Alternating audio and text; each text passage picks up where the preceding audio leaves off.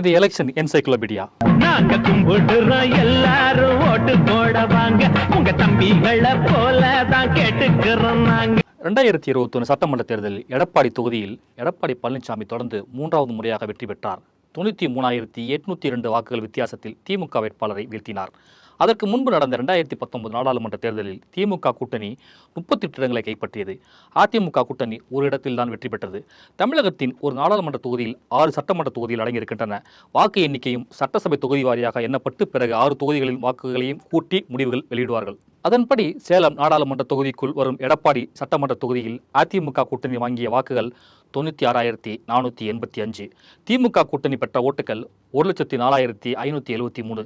அதிமுக கூட்டணி விட திமுக கூட்டணி 8,088 வாக்குகள் அதிகம் வாங்கியது. அதாவது எடப்பாடி சட்டசபை தொகுதியில் அப்போது முதல்வராக இருந்த பழனிசாமி தோற்றிருந்தார்.